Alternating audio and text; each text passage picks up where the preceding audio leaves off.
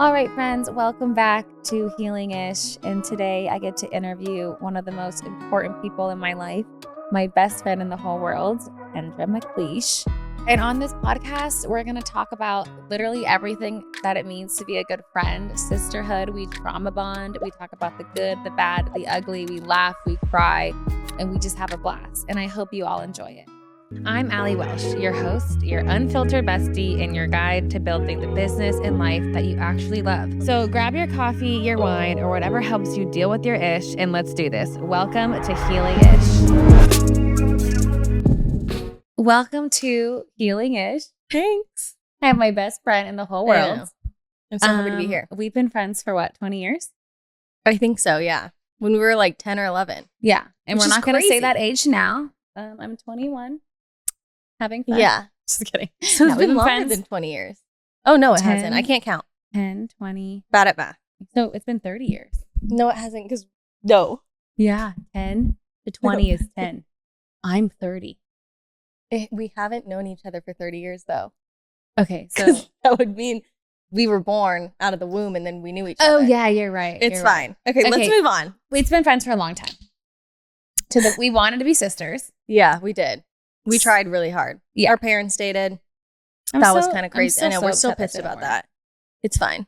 But I want to interview you today because I think you are just so incredible. Oh. You're the best friend I've ever had.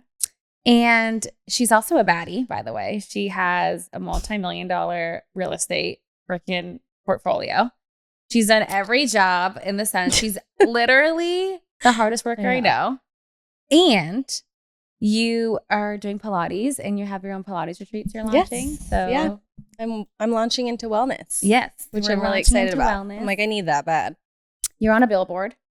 Yeah, I was on a billboard for a little. Yeah, I loved that. I wish know. could have had Sometimes I that in my house. forget. Sometimes I black out. And then I'm like, oh, wait. You're like, wait, I'm famous. It's crazy. So obviously I want to start because we're rags to riches. That's us. Yeah. And like everybody sees where us do on we the even outside begin? and they don't even know that we were fighting for our lives. Mm-hmm. But can you share like a little glimpse of your story? Because obviously now you're so successful, but when you were little, we were so not successful. I know. We were going through it. Oh my God, I get so nervous talking about this. I honestly was crying on the car ride over. Because I was like, oh God, am I about to out myself? Oh, But I feel like now at this age, there's a time and a place for everything. And when I was little, I was just so insecure and you would never know it. I think we did a good job of hiding kind of hiding that. Because Allie and I were the jokesters of the group, always keeping the morale high. Comedians. Yeah. But then now that I look into it, I think it's so interesting to realize you're hiding all of this from the outside and you're really just struggling on the inside. And I think that's why me and you became besties. Yeah, we have the same story. We're Filipino white. Pretty crazy. Yeah. Everyone thinks that we're twins or sisters, which I love. Me too. But yeah, we're both Filipino white. Both of our parents have struggled with addiction. Sadly, mine passed away when I was 21. But I would I don't remember about my childhood, which is pretty interesting. But I do remember a lot of time spent with Allie. I'm right here. Yeah. Oh, yeah. I don't know what I'm saying. I'm that one girl, I spent a lot of time with her. No, I remember spending a lot of time with you. Yeah. Okay. This is our first interview together. And it's really weird because we're always in a funny setting. Yeah, I'm nervous right now. It's okay. This is real, guys. They're going to get the realest of the breath. real. Let's just take a minute. Let's just take a prayer. Dear Lord, I just need to be covered right now. Dear 4 ounce. Dear 6 pound, 8 ounce infant baby Jesus. Let's just take a second to regroup. That's what I'm thinking. My fucking heart's in my ass. Sorry. I was told not to cuss on here. Okay, that was my one F word, and then that one can get stay. real. That one can yeah. stay. Okay. I'll tell Nick. Back to the question, which was my background. This is so classic. I'm we're never dancing around the fact that I don't want to talk about it. I'm going to talk about it right now. Okay. Let's get that start. Let's start there. Let's go. 1, 2, 3. Okay. We're live. We both grew up with alcoholic, drug addict parents. Yes. We lived in a very wealthy environment called La Jolla, and all those hussies were doing well but us. Right. And we had to like pretend we were doing well because we would get so shamed because they were mean girls. Yeah. Some of them were nice. You know who you are, ladies. But some of you really made really damaged me. Yeah, they were trying to drag us down. Yeah. So with that being said, how come you're so successful now? Okay. When you went through with all that you went through, and if you want to share a little, I think it would inspire a lot of people out there. Right. No, I'm gonna do it. Just rip that Band-Aid off. She was schizophrenic. For you. I'm just kidding. No. If you are, don't worry. We have a solution for that too. Yeah, I was honestly thinking about it on the car ride over, and I was thinking about how crazy it is that we literally went from rags to riches. And I think the big part of it is like when you face so much embarrassment as a kid. I'm gonna cry. I think you kind of just like don't care what other people think after that. And like I think we've done such a good job with that. And I think that's one of the big things that entrepreneurs, they have that ability to just like drop all the embarrassment, not care what other people are thinking or doing or saying about them, and then kind of going after your dreams. And I will say, like, I feel like both of us really spent a lot of our teens just wanting to live this bigger life that everybody around us had. And it was just such a hard feeling because like you just want it so bad. And it's just like, it feels so far away at that age. And now I think like going into our 20s and 30s, it's like, what more, you know, like I've had such a hard life growing up. Like, what can I lose now? There's nothing I can lose. Right. Like I've lost everything. Yeah. So like, you know. So good. I love that. Like when you go through stuff, they always say like there's two people in this world, one that's born into money and has everything. And there is like obviously a good thing to that because you are exposed right out the gate to so many resources. But when you're on the other end of it, when you're born with nothing and don't have anything and have a lot of trauma and stress and anxiety and poverty that you're pushing through, you get grit. And like when a client cancels or a deal falls through or an agent quits or, you know, you're in debt or all these like, even like attorney fees. I'm like, oh my God, what's a lawsuit? Like nothing.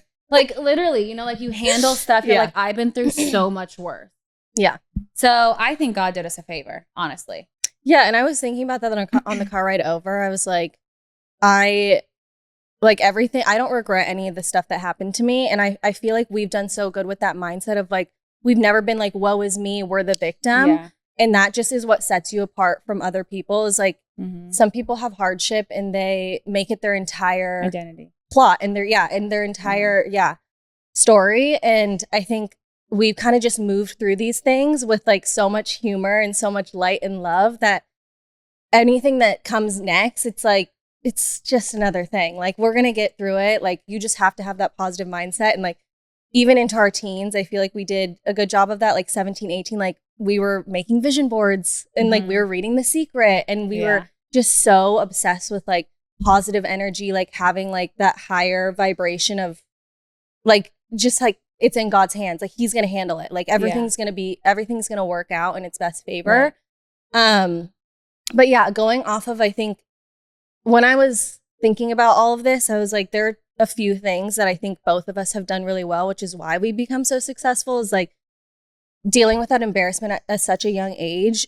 Once you don't have embarrassment, like you can literally conquer the world. Yeah. You know, like so truly, because when you don't care about what other people think about you, like, what are they going to do? Like, I'm going to go start another business tomorrow. They're going to judge me for it. Like, sorry, I've been judged my entire life. Like, I've been scared. As a little bit of background, my dad was homeless and he lived across the street from us. Across school. Yeah, he was homeless on the bike path across the street from my high school. You think that I'm going to be embarrassed to start a career tomorrow, like a brand new business tomorrow, when I had to literally walk into school at 7 a.m. every morning, worried that he was going to walk out looking homeless, like living out of a tent and like walk into my high school? Like, no, like I just don't care anymore, you know? Yeah. And I think that, and then additionally, like just not having, especially growing up where your parent, like you don't know if your parent, you're going to come home and like, if my dad's going to be passed out on the floor, like if he is going to piss his pants all over our couch, you know, like you don't have that control over things. And I think the feeling of being detached from every outcome is another big thing that like sets you aside from, you know, the ordinary person. Is like when you don't need control over certain things and you just believe in, I guess, like higher power or like detaching from any outcome, you just have so much more opportunities coming in. And yeah, I think those two things have just been like really helpful for me throughout the years. Yeah, no, honestly, you've done such an incredible job. Like you have the grit and the and the like it's just so beautiful to see your life unravel. Thank and you. I will say, like, you're successful now. I've seen you on both sides, non-successful, like trying to rob Peter to pay Paul, essentially. Yeah. I've seen you brokenhearted and not in love, and now to see you in love. And I want to touch on one thing, because I think you're such a good friend. Like, I think you do such a good job at being a good friend and being a good person, even when you're not winning. And like, for us, like, transparently, like, you know, I obviously started, like, things just started happening for me quickly. I got married fast, and then I got a baby, and then I had multiple homes, and then like I was just like climbing the ladder. And I'm not saying this to be like, oh wow, I'm doing freaking great. Yeah. But there was a time where like you weren't also climbing the ladder with me, but the whole time you were so happy for me. And people aren't like that. They don't Which blows clap my mind. even when they're not winning too. So can you kind of touch on why you're like that? Like, why do you clap even when you're not winning? You're winning now, but even when you weren't, like, most people, they're so jealous, and it's so terrible. Yeah. I was also thinking about this past week, and I actually shared something on like social media about it, because I just like can't even imagine a world where you have friends that you don't support, or you see them as the enemy, or you see them as competition. Yeah. And I feel like a lot of people come to us and mention that. They're like, wow, it's so beautiful, like the friendship that you guys have and the friendships that I have like with other women. Like I support my friend group and my family like through and through, and I think it's just such a beautiful thing. But what I was talking about in that social media post was like, the way that you should see your friends is as inspiration and not competition. And like every step of the way, like the way that you and Matt have built your business, and like knowing you guys from when we were like teens, struggling and partying and being kind of crazy for a little bit, and then like each year of like building your business, having the children, buying the home, like every single time something big happened, like I just wanted to be there to cheer you guys on, because you could see like where you started and now where you're going. Yeah. And I just think that's such a beautiful thing. And I always think about this too, because I trying to explain it to other friends as well, is what I said. I don't know if you remember, because your wedding was kind of like crazy. But my wedding was an actual shit show. There was a storm. Everyone was freezing. They were tossing back drinks, but I did give a speech at your wedding, and I had mentioned like how beautiful it is that you and Matt you guys serve as expanders. And if you haven't like heard about what an expander is, I kind of explained it like at the wedding. I was like, expanders are people who are put into your life to show you that you could live this big, beautiful, grand life. And the closer that you become to them, I know she doesn't remember. The closer that you become to them, it shows that you're closer to the fire. And when you're closer to the fire, you have more opportunities that'll flow into you. Power association. Yeah, period. Exactly. So I think that's like one big thing in friendships, that you need to like really garner that mindset of like the people around you should inspire you. They shouldn't be making you feel lesser. And if at any point you do feel lesser, like you just have to take a look inward. Like there's something about you and your confidence that needs to be worked on within. And like, it's okay for you to admit like that person makes me jealous, but you should be getting closer with them and like learning the way that they move through the world. Because if you have that mindset of like, they just get everything handed to them, it's like, well, you know, if you really want, you could try and live a day in their life, and it could be hard, or it could be easy. But at the end of the day, it's like everyone has their own experiences. And I think you should always be supporting your friends. Like it's crazy. It blows my mind. And I like, I've noticed it more and more and more that I feel like as I get older, my circle gets smaller. Yeah. Like as I get older, my circle gets smaller, and like, it's just weird. I think social media isn't such a great thing. It's been awesome being able to have access to like all these resources and seeing and getting your vision stretched and getting inspiration, and like it does so many powerful things. But then there's also like such a competitive side to it. And that breaks my heart because like everybody just posts the highlight reel too. Yeah. You know, and then like you have no idea what somebody's battling behind the scenes. And speaking of like silent battles, like obviously, you know, to kind of go back to about your dad, like when typically people see like a homeless person, they shame them and they make fun of them or they're mean to them. Or they, you know, like it's looked down upon. But you don't know what somebody goes through to even get there. You don't know that that person is a father, a brother, a son, a mother, a daughter. Like you don't know what people go through. And so like, I just, it hurts my heart when I see people treat other people terribly because we all fight, you know, silent battles. Everyone's fighting demons. Everybody's fighting demons every single day. Yeah. And for you, like, to be able to be a very forgiving person, because obviously with your dad being like that and giving that to your family, and obviously if it goes back to his childhood and how he was raised and why he is what he is, and we know this, but like, how come you're so forgiving? I honestly like I have no idea. You're like, somebody could stab you in the back and you're like, that's actually true. I talked about that Let's hang out once. the next week. And I'm like, okay. I mean, I'm the same way too. Like I can't even talk. Yeah. But like how I'm trying to get better at that part though. I don't know. I think it just goes back to like wanting to support other people no matter what they're going through. Because even when I was 5, 6, 7, like the most embarrassing things were happening in my household and outside of it. And I just remember like there's this one time I was really little. I think I was like 10, and my dad had thrown some stuff. He accidentally hit me, and I was like doing my homework in our home, and I remember going upstairs and being like, you know, it's okay. Like, yeah, and I think it's just been something instilled in me in such a long time since I was little, but I don't really know where it comes from. But I do remember like forgiving him for stuff that, you know, as a kid is not normal to face at that age. But yeah, it's almost sometimes I would say, especially in my love life, it came to a fault. Like I was always forgiving and it wasn't healthy. But I would just say like forgiveness, it's like everyone's going through their own thing. Like here we go. If she cries, I'm gonna cry. We need the tissues. I know. Where did Dee Dee and her things go? Jeez. Anyways, we need those tissues, damn it. Santi, help us. Oh, darn it. I just did a full glam too. A no makeup look. Not the no makeup look. I was like, I got on social media. I'm like, oh my God, I'm never going to wear makeup again. I look so good. And then I know, I was thinking that. And I was like, dang, I look bad. I need to put this concealer on quick. Let's do this no makeup look quick. Anyways. We're still rolling, so like, whatever. I know. I'm like, what are we even talking about? Oh, forgiveness.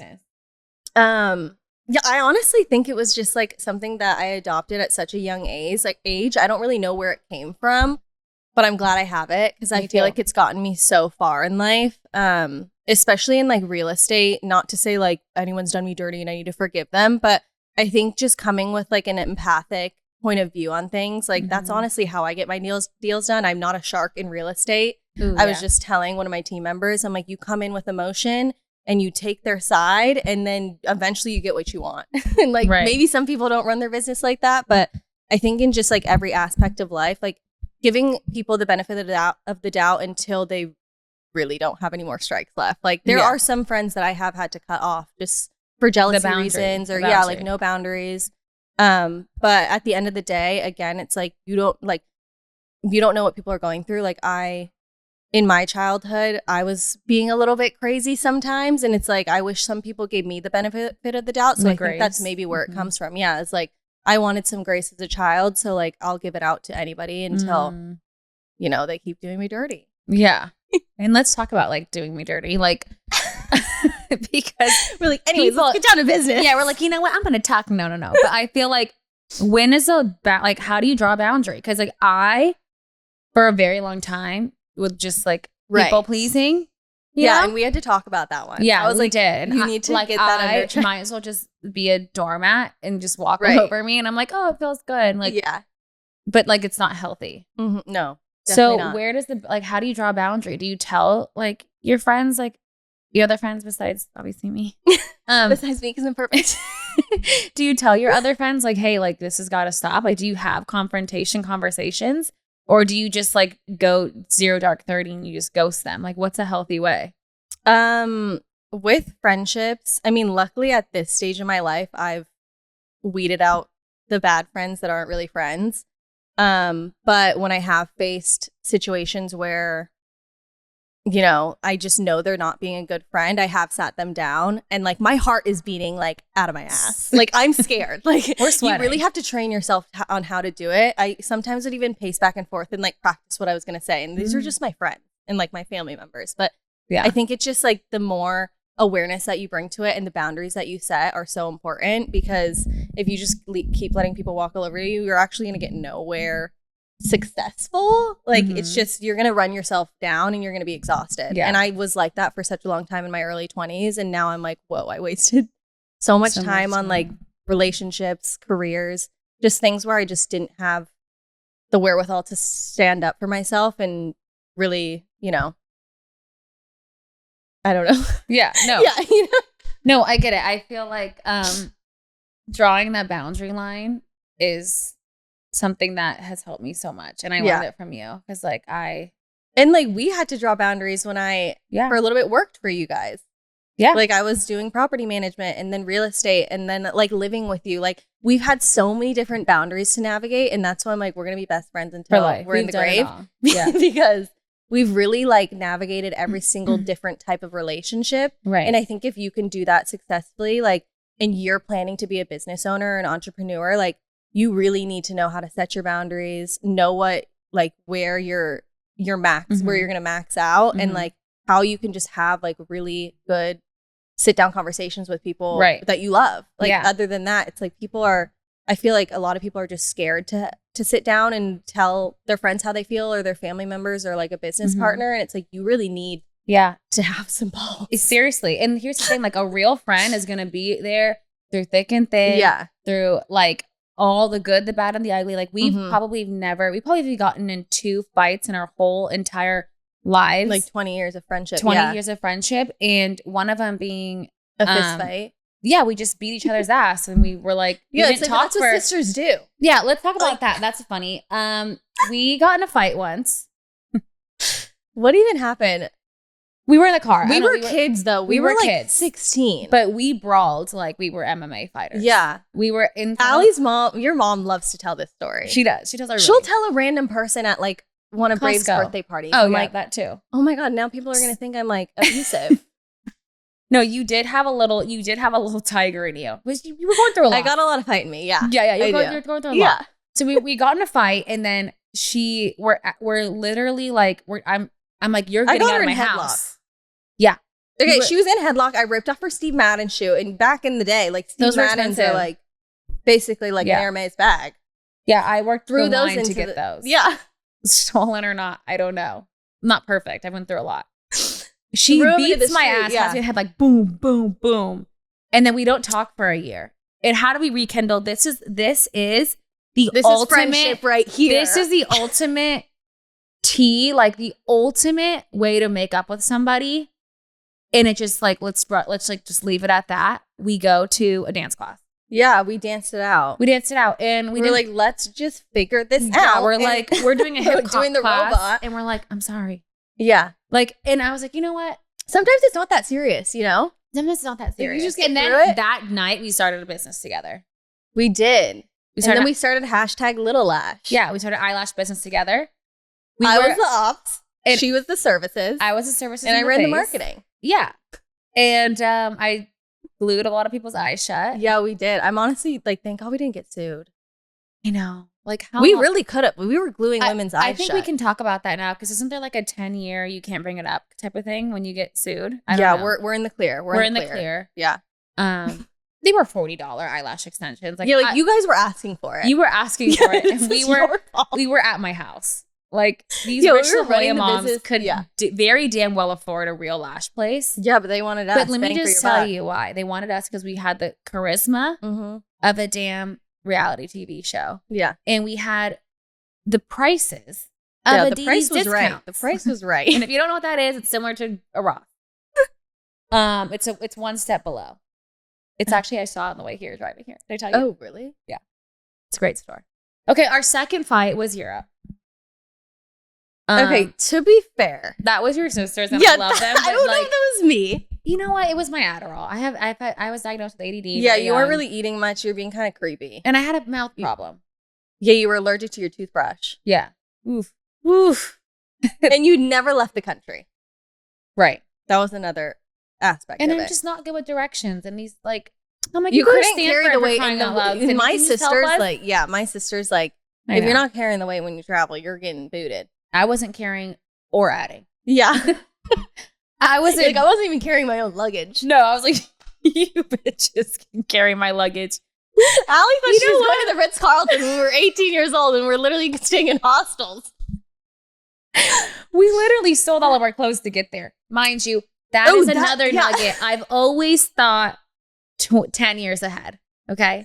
That is true. I thought I've always wanted room service maids, Mhm. chefs. I want that And life. now you have it. And I do, thank God. Right? I'm very, very, very thankful. But I was treating my friends like they were my It's bellboy fine. service. It's fine. So, I'm sorry about that. That was terrible. It was that I only mean- child syndrome. Yeah, and that's okay. Yeah. But we adopted you in and it was good. Yeah. So I got kicked out for that. Yeah. So you did get kicked off. You almost got got sent to- kidnapped Yep. I in almost did get Venice, kidnapped. Italy. But that Lord, he always has my back. That's one Right. thing is that Lord be doing. But honestly, you getting kicked off, then that's how you met your husband. That is. If I never got kicked So, off, like- I would not have had this. So again, an adversity turns into a positive. There are friends that I feel like try to climb a social ladder with other friends. And I Is that feel happening like to you? it's happening everywhere. Okay. And I feel like genuine friendships are really hard to come by. Yeah. How, like, you've gone through so many friend groups. Right.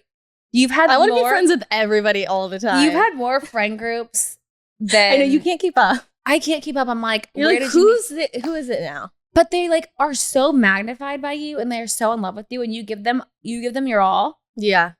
Sometimes I'm questioning how crazy. they give it back, but like Well, some of them don't, but that's okay. so like how come you're in so many friend groups? Like how do you do it? Without feeling like it's like a transactional. Right. I'm actually trying to make friends with a few new girls right now, which is Okay. like, is that concerning? I have about like 20 close friends, which is insane. Okay, let's narrow it to who's the best Yeah, one you're of like, that? Who's the Tell me best which one? one's at the top. But what I've noticed too is with this one girl who I'm trying to make friends with, she had been telling me she wants to start like a digital marketing company of sorts, but she doesn't know where to start. And I don't know why, but I think maybe this is my calling. Like I love Connecting people? Yeah, like I love connecting people. I love relationship building. I love being able to inspire other women to like chase after their dream. Mm. And I think that's why like I have noticed some of my friends who I don't talk to very often, they'll call me up and be like, "Hey, I was thinking about this business idea, or I was thinking about like my career. Like I'm trying to figure out like where I want to go or how I'm going to get there when it comes to my career building and a raise, like random stuff like that." And Yeah. I think I've just been loving that since I was little, which is why we feed off of each other because we have Right. so many ideas up here, and then So many. just trying to figure out where. I mean, we started little lot, whatever. But I would say like one thing, maybe it's like intuition or God or whatever. But whenever I'm like driving in my car or thinking about somebody, I'll text them immediately. And I Mm. think just that alone, like showing that you're thinking of other people. Like yesterday was Women's Day. I didn't text you. That's seriously like Did I not? you know what every day is Women's Day. I texted my friend who just moved No, to I didn't Philly. I didn't get a single text or even like Yeah, a I'm hi. like, wait. You know who did text me? I texted her and I was like, I've been thinking about you, like, happy International Women's Day. Just like constantly keeping those Constant contact. friendships. Yes, exactly. Like, even But if it's you just take like, initiative on it. yeah. And I've had friends where like if I don't reach out, they won't reach out. Yeah, And which I'm like, I bro, I could be on my deathbed. Right. I could be on my way to TJ right now. Yeah, Wanna. and we don't know what's gonna happen. And you We don't could even get know if I'm kidnapped. alive or not. Yeah. No, which is crazy. So it's like taking initiative and like checking on people. Yeah, I think that's like what it is, honestly, is like Yeah. checking on people and just really showing that you care. Like, I barely have time to even really do anything, but I will say if my friends are calling me up being like, I need advice on this, I'll be like, give me 1 sec, and I'll just call them right away, or I'll be like, send me a voice memo. And I don't know if this is like where this even comes from either, aside from the forgiveness and the feeding into people, but I think I just get a lot of energy off of like helping other people and like wanting to see them win, which is why our friendship works so well too. Yeah, for sure. Yeah. What about like let's say somebody's shy and they like are super shy and just nervous, but they really are looking for sisterhood and they're looking for friendships and they want to build more relationships. Like where's like how can they start? Like maybe a tangible thing on like just how to get out there. I would say like workout classes are the really big thing right now. Like wellness groups, Facebook groups where you can do meetups. Sometimes I'll literally just compliment, like obviously not fake. Like if I like your outfit in a workout class, I'll be like, oh my God, where did you get that? Like you look super cute. And that has always like helped spark a little bit of a conversation. Cause at the end of the day, it's like, what, is she going to make fun of you for complimenting her and like wanting to try and be friends? No. Right. I've also had people DM me being like, hey, I'm moving to San Diego. Like, I'd love to grab coffee. So even just like DMing them or reaching out to them, I've made friends just from like sitting at a coffee shop and being like, hey girl, like, what are you drinking? You know, you just have to like get yourself out there. It's the same as dating too. Like if you see a cute boy or man, whatever, just be like, hi, I'm Kendra. You know, like it's not that hard. I think people, again, the embarrassment of like, oh my God, putting myself out there. It's like, nobody's going to remember. It's not that serious. Right. But I would say like, just make a list of things that you like to do on a daily basis. If it's like hot girl walks, if it's Pilates, if it's going to church, and then like challenging yourself maybe once a month to talk to somebody new when you go into those spaces. And that's how you'll become friends with like really like people who are like-minded. Yeah. But that's also why I feel like I'm like hosting wellness retreats because that space, like that space alone is just such a good way to like foster like really great female friendships. Right. Yeah. I mean, closed mouths don't get fed. Period. Yeah. So what about like get your mouth out there and start talking. Move those chops. What about like reading the room? Like there are some places where like people like are trying to insert themselves and like it's like it's just the vibe isn't vibing, the energy's not energying. Like your ability to read the room is incredible. Yeah. And most people don't have that ability. It's like, you know, like when they have to turn the lights on at a restaurant to let you know that it's closing time. Right. It's like, how do you like let's tone it down. Let's tone it down. Let's get out of here. Like maybe a tangible thing on like what to look for when you need to read a room when it comes to like social environments. Cause like that's a huge one that I'm noticing in a lot of areas. Is it like women who or people who aren't I'm trying to like grasp this. Yeah.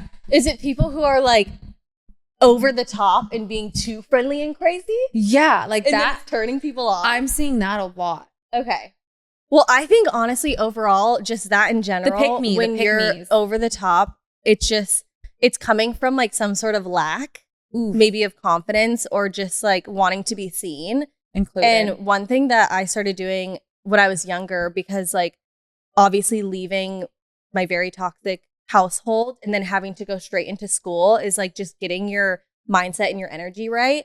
And even when I would go out or like go out with my friends, like I would always sit in the mirror and like do mirror affirmations, like talk to myself, like I love myself so much and that like my energy is wanted there. Yeah. And I think that's why when I do walk into rooms, like everyone's always saying hi, you know, they're coming up to me, like it's almost like this magnetic feeling.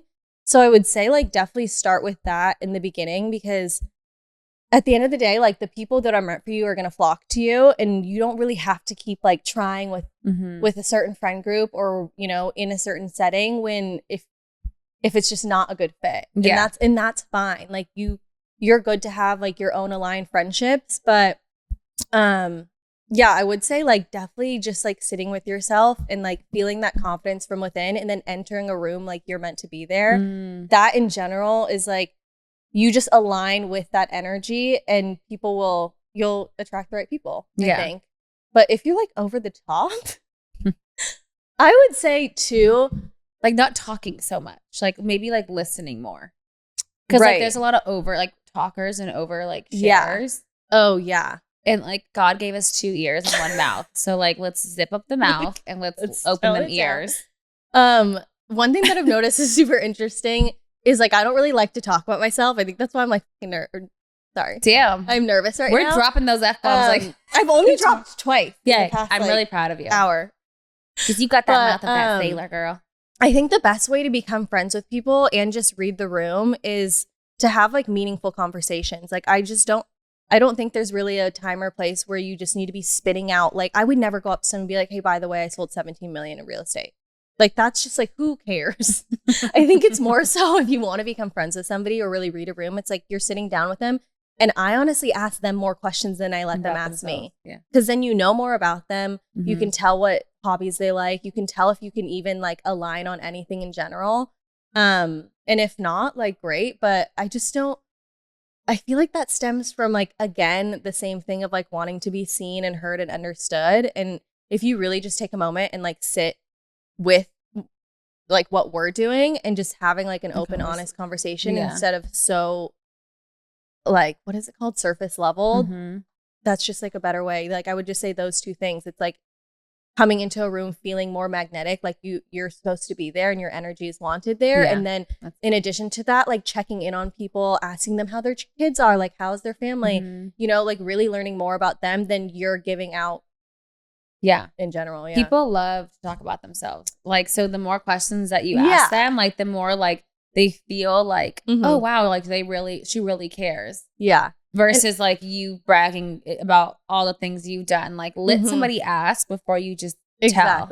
And I think that goes along with like dating as well. Yeah. It's like you really want to learn more about a person because at the end of the day, it's almost like you're interviewing them. Like, would you even want to spend time with them? Like, or is it really just like the little girl inside of you wanting attention? Like I had to learn that from my 20s. Like you watch me go through crazy stuff in dating. And again, at the end of the day, it's like you really need to have a confidence check. You need to, you know, like just make sure that you're aligning with this person because what's the point of even having a relationship if it's surface level, you know? Yeah. So we don't have time for the surface level friends. I used to do that and I'm like, I feel drained. Yeah. I'm like, what am I doing here? Why am I partying? Why am I at festivals? I want to be at Pilates, drinking matcha. Yeah. Going on hot girl walks with my friends. Yeah. Eating really good food. Yeah. One thing we've never done is be catty. Yeah. I feel like what we've done really well in our friendship is not being competitive with each other or catty or really talking bad about each other ever. Like I saw a quote that had said, if your friends are coming to you with rumors or drama about you, that means like why were people comfortable enough to even come up to them and tell them that? Ooh, yeah. And like nobody's ever come to me and been like, Allie, blah, blah, blah, blah, blah. Yeah. And vice versa. Because like same. Because they know where we stand. Exactly. It's not even a conversation. Yeah. It's not okay. It's not like don't even like it's my sister. Yeah. Only like you know what I mean? Like nobody can call her a bitch but me. Exactly. No, but like that's the concept. Is that women have such a like they're so powerful and they're so beautiful. And like when you really step into like an actual sisterhood and like be that person and take that lead of like being a good friend and not competing with your friend and that there's so much that this world has to offer. And if you feel like you need to compete with your friends, especially your best friends, like that just shows me that you aren't ambitious enough to go out there and get it yourself because like it's available. Yeah. I've never been like, you can't have a house. Like, you know what I mean? Yeah. And like also too, I've never been like, wow, I'm feeling great when you're suffering. Like, yeah, no, you've actually never. It actually gives me more anxiety when you're not doing well. I like want to like have a panic attack when people aren't doing well financially or having issues in their marriage or like when there's bad news, like when negativity arises, I actually feel like heartbroken too. I'm not like, oh, this is my time to shine. Like, you know what I mean? Yeah. And if you're like that, and like, I'm not saying you, but those people that are listening, like if you are like that, I encourage you to really shift that mindset because it's such a draining and broken way to live life, you know, and it's exhausting. And the moment that you just drop that jealous card, like I have a friend that's like, well, we're not really friends actually anymore. Well, no, we are, but like I'll go do my house, so then they'll go do their house. Like I'll go paint my room this color, then they'll go paint their room this color. And like I'll buy something and then like they'll buy it. And I'm like, oh, when did you get that? And it's like, oh, I've always had it. And I'm like, girl, like just tell me that you liked it on me, so you bought it too, boo. I'll send you the link. Like there's so much to go around. Like why are we gatekeeping on like, it's okay to copy people. Like we love, remember how much we love to show up. We're literally wearing the same thing. We didn't plan this, but we are wearing the same thing right now. And like I'll call you up and be like, we should both get this outfit right now. Right now. And like let's both get this same scent right now. Like I had a friend in high school. There's no competition. And I'm like, what perfume are you wearing? She's like, I'm not gonna tell you because it's only my scent. Girl, do you own the company? No, there's thousands of those perfumes going around. Like, let's like stop gatekeeping. Women need to stop gatekeeping. That's the main problem. And they need to tell the truth. If you get plastic surgery, you need to say that you have plastic surgery. Right. Because now these other ladies, they're like, well, damn, my rack's never going to look like that. I had somebody tell me who clearly had a BBL. Clearly. I go, dang, your butt's big, girl. And she goes, thanks, I got it after kids. She said, she said, the butt happened after I had kids. Like, you'll get a butt too after you had kids. You know what kind of butt I got? I got a lower belly butt. Yeah. You're like, I got a fupa. That's what happened to me after kids. I didn't miraculously get a fat rack and a huge butt after kids. I mean, that thing was sagging down to the floor. Right. And now I'm over here. I'm depleted. I'm feeling sorry. I'm like, great. So whatever happened to me in labor, I didn't get the labor gods to come down to me and you know what I mean? Like, just say you got a tummy tuck and a mind makeover so I can feel better and I can go to your surgeon. Yeah. Right? Hit me with the link. Remember when Kylie did that too? She's like, I never got my body done. Like, girl. I'm like, girl. Come on. So that's that tea. I want to compliment you. Like, you're so open about like everything. Right. When you have your eczema, when you have I'm like, God, this is crazy. Your belly. Remember when you had the mold toxicity? Yeah, I was like, I feel large and in charge right now. What do I do about it? Yeah, and you were showing your 8 But I'm like putting my belly out on TikTok. Yeah, like, I'm honestly like, it's kind of gnarly that I'm doing it. But I'm like, sorry, I'm not waking up every day looking skinty. My belly is 8 months right now. I can't even wear jeans. I had to quit my job. I couldn't wear jeans to work. I know, and you know what? And you know what? People really, they were like, yeah, they loved you. Yeah, you know what? You got this, the best thing you ever said is you said, you know what I bring to the table is this belly. This belly. And I'm like, yeah, like that's what we need to see. We want to see realness. Right. Like, ladies, be real. Yeah. We want that. I know. And you can sit with us if you're real. If you're fake, I'm going to pray for you. I'm going to pray for you. But the truth always comes out. That's one thing. That's another segment. Oh God. Yeah. Anyways, well, I just want to say thank you for coming on my podcast. Yeah, we're gonna have a part 2, part 3, part 4. I'm totally less nervous now. The other ones will be better. And exactly. It just takes a little time. Yeah, a little time to warm up. But I love you so much. I know I love you.